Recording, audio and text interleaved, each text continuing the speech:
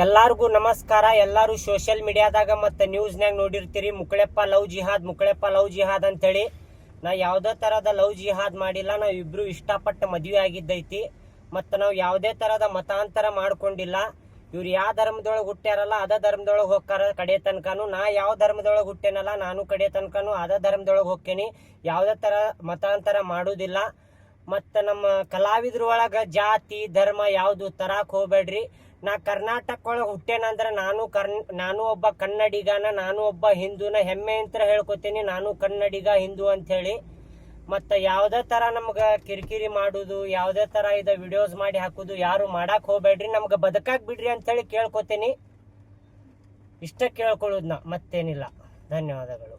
ನಾನು ಅದ ಕೇಳ್ಕೊತೀನಿ ಫ್ರೆಂಡ್ಸ್. ನಾ ಹಿಂದೂ ಆಗೇ ಅದೇನ್ರಿ. ಇವ್ರಿಗೆ ಕನ್ವರ್ಟ್ ಮಾಡೋದು ಲವ್ ಜಿಹಾದ್ ಇದೆಲ್ಲ ಸುಳ್ಳು ಸುದ್ದಿ ಹಬ್ಸಾತಾರೆ. ನೀವೇನು ನಂಬಕ್ ಹೋಗ್ಬೇಡ್ರಿ. ಮೊದ್ಲಿನ ಮುಕ್ಕಳಪ್ಪನ್ ಹೆಂಗ್ ನೋಡಿದ್ರಿ ಈಗ ಮುಕ್ಕಳಪ್ಪನ್ ಹಂಗ ನೋಡ್ರಿ.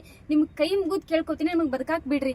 ನಾವಿಬ್ರು ಒಪ್ಪಿ ಮದ್ವೆ ಆಗೀವಿ. ಯಾರ್ ಮೈಂಡ್ ವಾಶ್ ಯಾರ್ ಫೋರ್ಸ್ ಏನು ಮಾಡಿಲ್ರಿ, ಏನೇನು ಮಾಡಿಲ್ಲ. ಸುಮ್ಮನೆ ಸುಳ್ಳು ಸುದ್ದಿ ಹಬ್ಸಾತಾರ.